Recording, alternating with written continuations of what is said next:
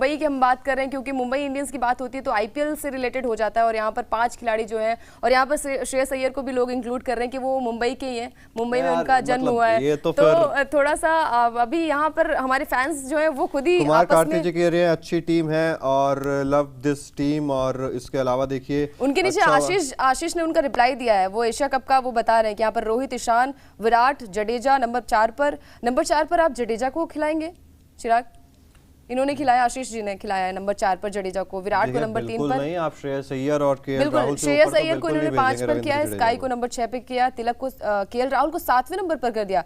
KL Rahul 5वें number पर खेलते हैं, और यहाँ पर मेरे हिसाब से नंबर 4 पर यहाँ पर श्रेयस अय्यर जब फिट हैं तो नंबर 4 पर बल्लेबाजी वही करेंगे, क्योंकि नंबर 4 की लड़ाई हो रही थी कि नंबर 4 पर कौन बल्लेबाजी करेगा। इसीलिए शायद तिलक वर्मा को यहाँ पर बैकअप प्लान के लिए रखा गया था कि अगर यहाँ पर फिटनेस उनकी सही नहीं होती है केएल राहुल की या फिर श्रेयस अय्यर की, तो नंबर 4 की बल्लेबाजी तिलक वर्मा से कराई जाएगी। खैर, यहाँ पर जो 17 सदस्यीय स्क्वाड का ऐलान किया गया, वहां पर शामिल किया गया तिलक वर्मा को भी, तो जो तिलक के फैंस हैं वो खुश हो जाएं, क्योंकि उनको लगातार वो हमारे लाइव सेशन में भी लोग तिलक के सपोर्ट में आ रहे थे कि तिलक वर्मा को टीम में शामिल किया जाना चाहिए।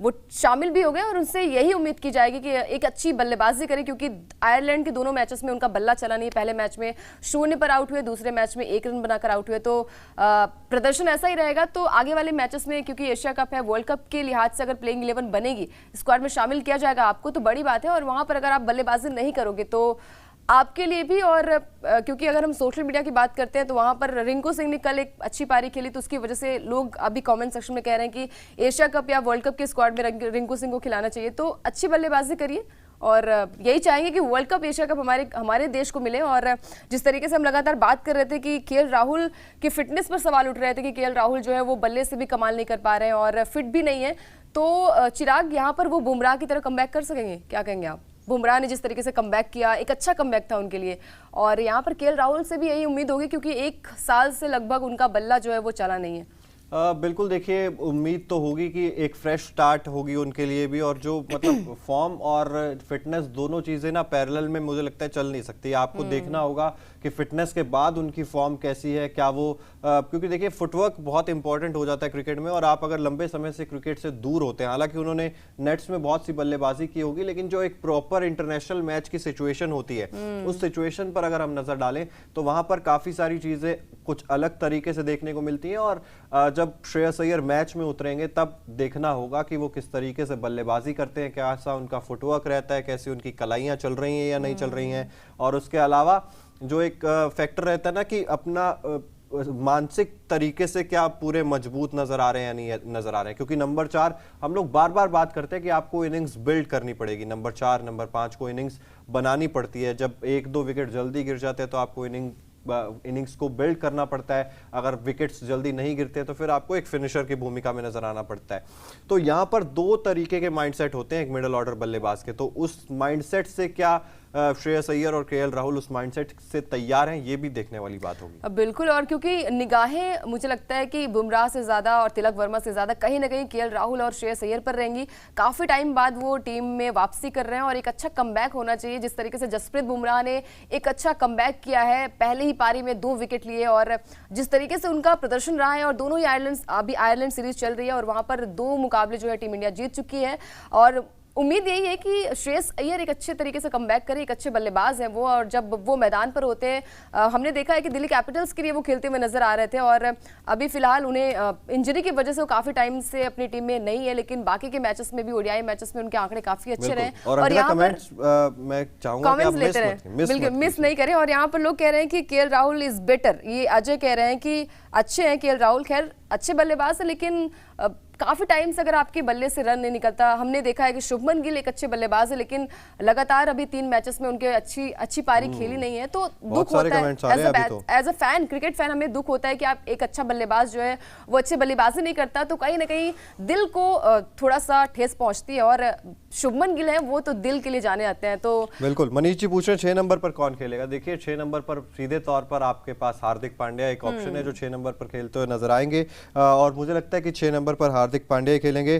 तिलक को तुरंत ड्रॉप करो, आशीष जी लिख रहे हैं। अरे आशीष जी, आप तो कल तक बोल रहे थे कि तिलक को खिलाना चाहिए, आज आप कह रहे हैं कि उन्हें ड्रॉप करो। ड्रॉप क्यों करना चाहिए? अभी शायद तो सरकाज़्म दिखा रहे हैं थोड़ा सा। तिलक के मेरे साथ सपोर्ट में तो कोई नहीं था जब मैं बोल रही थी कि तिलक वर्मा को क्यों शामिल किया जाना चाहिए। लाइव सेशन में लगातार मैं बात कर रही थी, चिराग भी बात कर रहे थे कि तिलक वर्मा जो है अभी एक्सपीरियंस नहीं है, T20 खेला है उन्होंने, ओडीआई मैचेस खेले नहीं है, क्यों उन्हें शामिल किया जाएगा एशिया कप, या फिर क्योंकि एशिया कप की जो प्लेइंग 11 होगी या फिर स्क्वाड होगा सेम मुझे लगता है कि वर्ल्ड कप के जो प्लेइंग 11 और स्क्वाड होगा वही होगा।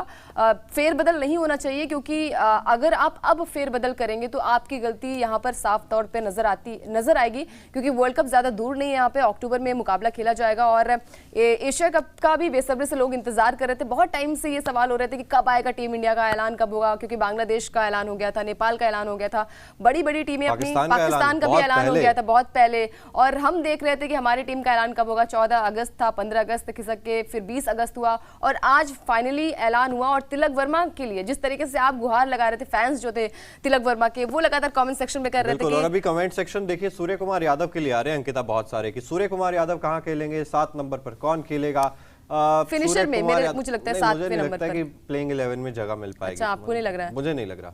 आपको नहीं लग रहा है? क्योंकि अगर आप देखेंगे ना, हमारे कमेंट सेक्शन में पूछिए कि आपको क्या लग रहा है कि आपको नंबर, आप भी बताइए कि सूर्य कुमार यादव को प्लेइंग 11 में कैसे शामिल कर सकते हैं। अगर आपके नंबर 4 पर श्रेयस अय्यर, 5 पर केएल राहुल, 6 पर हार्दिक पांड्या, 7 पर जडेजा, ईशान को कहाँ खिलाएंगे आप? कुलदीप यादव भी है उसके बाद, और 3 मतलब ईशान किशन भी नहीं है अगर केएल राहुल आते हैं तो? देखिए मुझे नहीं लगता है कि ईशान किशन भी फिर प्लेइंग 11 का हिस्सा होंगे। चलिए फिलहाल दिल्ली के वहां पर उस इलाके में उस जगह पर मौजूद है हमारे संवाददाता लक्ष्य, जो कि प्रेस कॉन्फ्रेंस में भी मौजूद थे। अजीत अगरकर और रोहित शर्मा वहां पर प्रेस कॉन्फ्रेंस के लिए आए थे। 17 सदस्यीय स्क्वाड का यह ऐलान हुआ लक्ष्य, लेकिन बड़ी बात है तिलक वर्मा को इंक्लूड किया गया है लेकिन युजवेंद्र चहल को बाहर कर दिया गया है। तो क्या आपके लिए सबसे ज्यादा सरप्राइजिंग फैक्टर था, और रोहित शर्मा से आपकी क्या बातचीत हुई है, क्या आपने सवाल पूछा, उसके बारे में बताइए।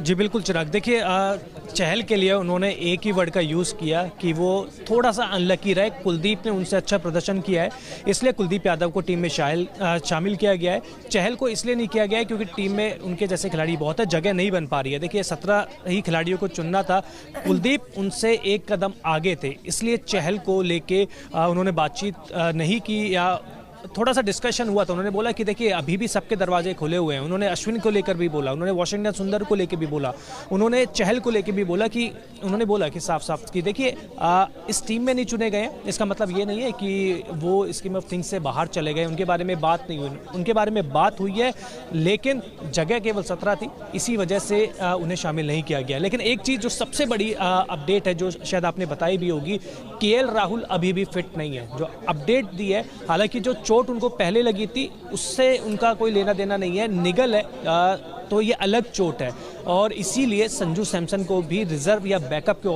के रूप में रखा गया है, विकेट कीपर के रूप में। तो शायद जो केएल राहुल की किस्मत है वो शायद साथ दे नहीं रही है उनका। हाँ, मतलब इंजरीज बहुत ज्यादा केएल राहुल को हो रही है। और जिस तरीके से आपने पहले हम बात कर रहे थे युजवेंद्र चहल की, तो आपने कहा कि वो स्कीम ऑफ थिंग्स में है, तो क्या एशिया कप के परफॉर्मेंस से बहुत ज्यादा डिपेंडेंसी हो जाएगी वर्ल्ड कप के स्क्वाड की, कि अगर आप एशिया कप में परफॉर्म नहीं कर पाते हैं तो फिर आप वर्ल्ड कप के स्क्वाड में बदलाव होते हुए देख सकते हैं? क्या ये तस्वीर तय करेगी?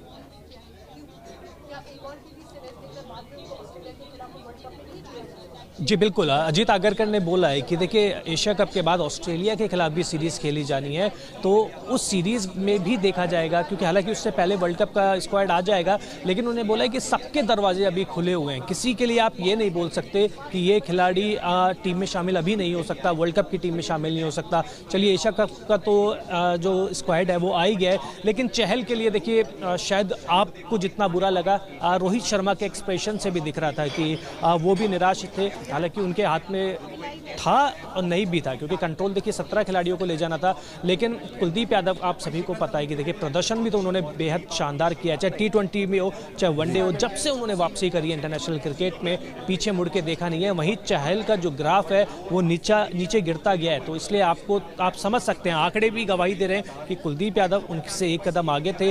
रोहित शर्मा ने भी यही कहा और अजीत अगरकर ने भी यही कहा। तो आप देखिए आंकड़ों पे गए, लक्ष्य करंट फॉर्म कुलदीप पे भी गए। यादव का वेस्ट इंडीज के मुकाबला, खिलाफ यूजी चहल का मुकाबला कुलदीप यादव से नहीं था ना।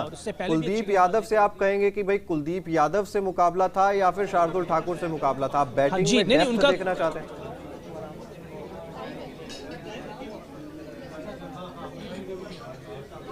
वो बैटिंग में डेप्थ देखना चाहते हैं, रोहित शर्मा साफ साफ देखना चाहते हैं, और हम भी देखना चाहते हैं। चिराग, आपको भी पता होगा कि हम कई बार इस बारे में चर्चा कर चुके हैं कि देखिए आप बैटिंग जो है वो बहुत जल्दी कोलैप्स कर जाती है। नंबर 7 पर तो आपके कई बार कुलदीप यादव या और दूसरे गेंदबाज बल्लेबाजी करने आ जाते हैं, तो बैटिंग डेप्थ तो आपको चाहिए। और चहल आप सभी को पता है कि मतलब बल्लेबाजी के लिए बिल्कुल ही नहीं जाने जाते हैं। हालांकि जो कंपटीशन था बहुत सिंपल था, कुलदीप वर्सेस चहल के बीच में था, और चहल इसमें पिछड़ गए, कुलदीप यादव आगे निकल गए। और हर तरफ चर्चा देखिए तिलक वर्मा की भी की जा रही है कि हम बात कर रहे थे कि अगर श्रेयस अय्यर नहीं आएंगे, केएल राहुल नहीं आएंगे तो फिर शायद तिलक वर्मा को चांस दिया जाएगा, लेकिन तिलक वर्मा तो श्रेयस अय्यर और केएल राहुल के बावजूद भी टीम में एंट्री हो गई है। अब देखिए प्लेइंग 11 पर तो फिर सवाल उठाए जाएंगे ना कि आप खिला तो पाएंगे नहीं तिलक वर्मा को, तो फिर आप लेकर क्यों गए?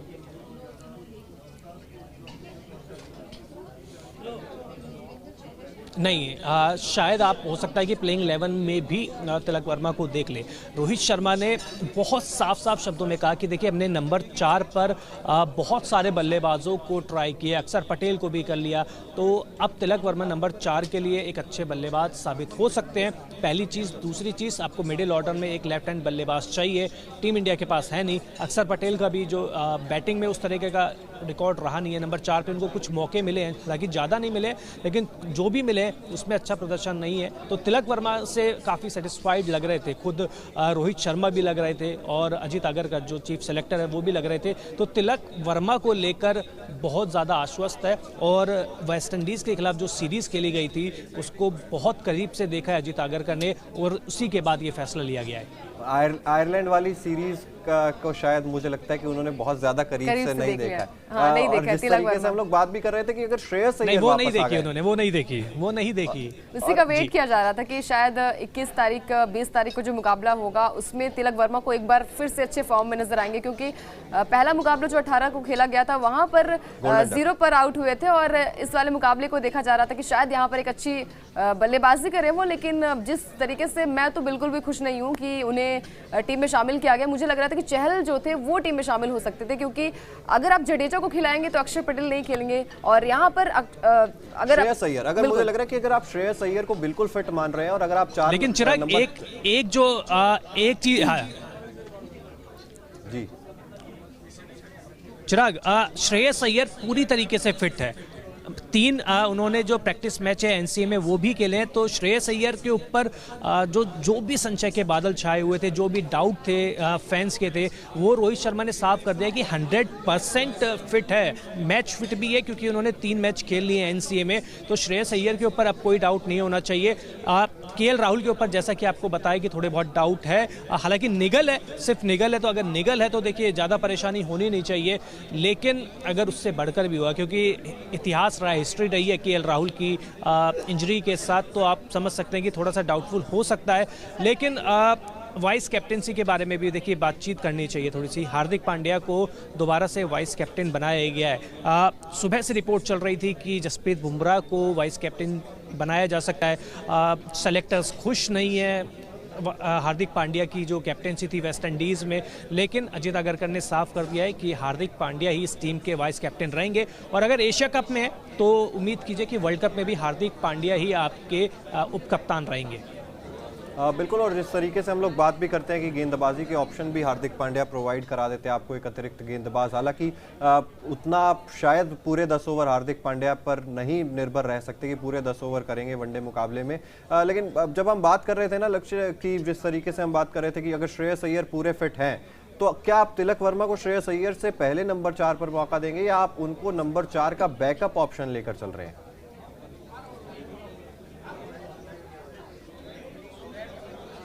देखिए यही चीज़ तो है, प्लेइंग 11 में कैसे फिट करेंगे उनको, यही तो सबसे बड़ी सिरदर्दी है। हालांकि रोहित शर्मा ने इसके ऊपर नहीं बोला है। हालांकि रोहित शर्मा ने एक जो चीज़ बोली है वो बड़े अच्छे तरीके से बोली है और बार बार बोली है कि हमारी ये टीम है ये काफ़ी फ्लेक्सिबल है, कोई भी खिलाड़ी कहीं भी खेल सकता है। हमने सारे के सारे जो यंग खिलाड़ी है उनको पहले ही बोल रखा है कि इस टीम में आपको किसी भी नंबर पे खेलना पड़ सकता है, किसी का भी कोई नंबर फिक्स नहीं है।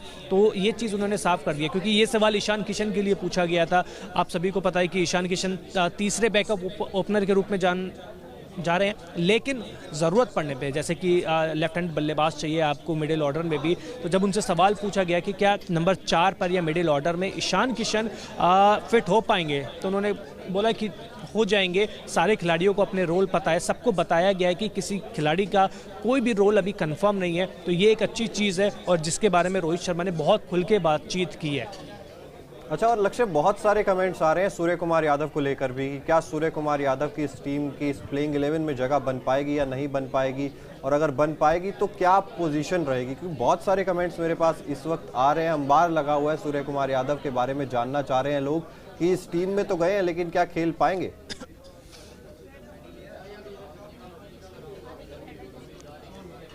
देखिए, निराशा जितने भी जो कमेंट्स कर रहे हैं, आपको भी मुझे भी हुई है। सूर्य कुमार यादव के बारे में कुछ भी चर्चा नहीं हुई है, एक भी ना सवाल पूछा गया, ना रोहित शर्मा ना अजित आगरकर की तरफ से जवाब दिया गया है। तो या तो ये मानते हैं कि जैसे कि खुद सूर्य कुमार यादव ने क्लियर कर दिया था कि जो उनकी टीम मैनेजमेंट के साथ मीटिंग हुई है कि आखिर के 10 या 15 ओवर उनको एज ए फिनिशर के रोल में दिखेंगे, या तो ये बात क्लियर है। लेकिन हाँ, सूर्य कुमार यादव के बारे में आज कोई चर्चा नहीं हुई है, लेकिन मुझे जो पर्सनली ये लगता है कि सूर्य कुमार यादव प्लेइंग 11 में होंगे और एक फिनिशर के रूप में आपको खेलते हुए दिखाई दे सकते हैं। बिल्कुल, और जिस तरीके से हम लोग बात कर रहे थे पेस अटैक की, तो वहां पर प्रसिद्ध कृष्णा को भी इंक्लूड किया गया है। लेकिन सवाल ये भी आ रहे थे कि क्या Arshdeep Singh world cup, Asia cup, चलिए एशिया कप के तो स्क्वाड में नहीं है, तो क्या वर्ल्ड कप की स्कीम ऑफ थिंग्स में भी अर्शदीप सिंह को नहीं देखा जा रहा है? क्योंकि वो लेफ्ट हैंड पेसर के रूप में इकलौते ऐसे विकल्प हैं जो शायद अभी आपको नजर आते हैं।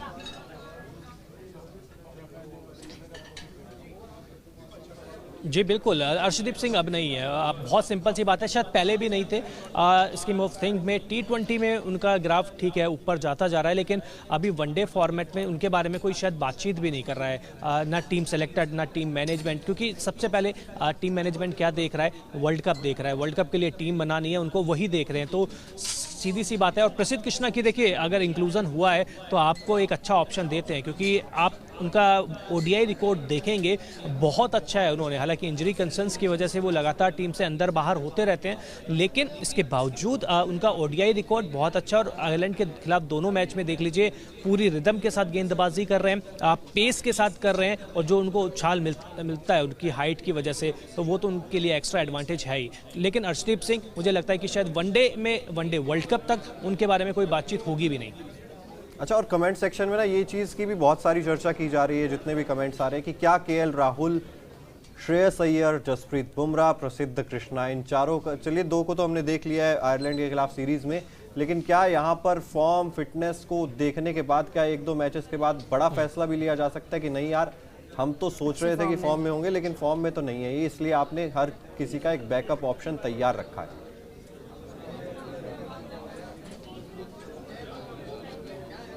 नहीं, बैकअप ऑप्शन सिर्फ केएल राहुल के लिए तैयार हुआ है, वो भी संजू सैमसन के रूप में। और क्या दिक्कत है केएल राहुल के साथ वो भी बता दिया, निगल आया है। और रोहित शर्मा और अजित आगरकर ने बार बार एक बात बोली कि जो पहले उनको चोट लगी थी ये वो वाली चोट नहीं है, निगल लगी है। अब देखिए, निगल है तो जल्दी ठीक हो जानी चाहिए, लेकिन फिर भी थोड़ा सा वो कहते हैं ना कि बैकअप रख लिया है कि अगर केएल राहुल पूरी तरीके से फिट नहीं हो पाते हैं और तो संजू सैमसन को ले जाएंगे। लेकिन श्रेयस अय्यर के लिए बोला है कि उन्होंने प्रैक्टिस करी है, प्रैक्टिस में अच्छे दिख रहे हैं, एनसीए में 3 प्रैक्टिस मैचेस खेले हैं, तो उसके बिना पर उन्होंने सेलेक्टर्स ने या टीम मैनेजमेंट ने फैसला लिया है। और रोहित शर्मा ने ये बार बार थोड़ा सा वो कहते हैं ना जोर दे के भी बोला है कि श्रेयस अय्यर पूरी तरीके से फिट है। बिल्कुल, और जिस तरीके से हम लोग स्क्वाड भी आपको दिखा रहे हैं लगातार, अंकिता और हम चर्चा कर भी रहे थे बार बार कि यहाँ पर प्लेइंग 11 में अगर हम लोग चर्चा करें पेस अटैक की और किस कॉम्बिनेशन के साथ टीम इंडिया को उतरना चाहिए, तो यहाँ पर स्क्वाड तो हमारे सामने आ गया है। और एशियन कंडीशंस में ही एशिया कप खेला जाएगा, श्रीलंका में टीम इंडिया को अपने मुकाबले खेलने हैं, तो क्या स्पिन पेस का कॉम्बो क्या रहने वाला है आपके हिसाब से?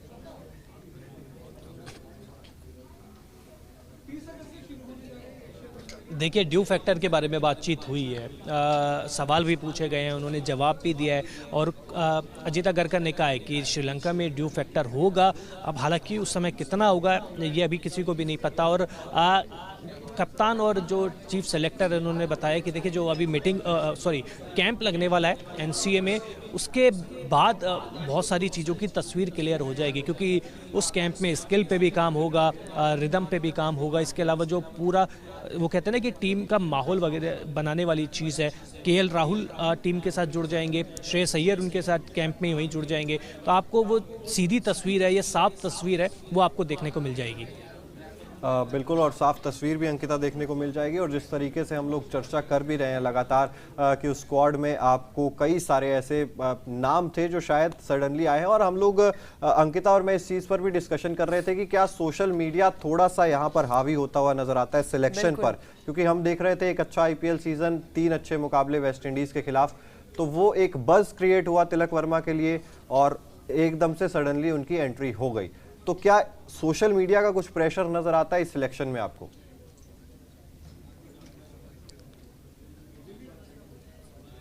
दोनों चीज़ें हैं। देखिए, ठीक है, सोशल मीडिया के बारे में बात करते हैं, खिलाड़ी तो कहते हैं कि हम सोशल मीडिया नहीं देखते, सेलेक्टर्स भी कहते हैं कि हम सोशल मीडिया पे चर्चा नहीं करते। पहली चीज़ हो गई, ये होता है, लेकिन इस केस में क्या हुआ है कि तिलक वर्मा आपके पास, देखिए रिसेंटली परफॉर्म भी उन्होंने अच्छा किया है, टीम को उसकी ज़रूरत भी है। नंबर 4 पे आप सभी को पता है कि लेफ्ट हैंड बल्लेबाज की ज़रूरत है, तो आप सोचिए कि बहुत सिंपल सी बात है कि टीम की ज़रूरत भी है।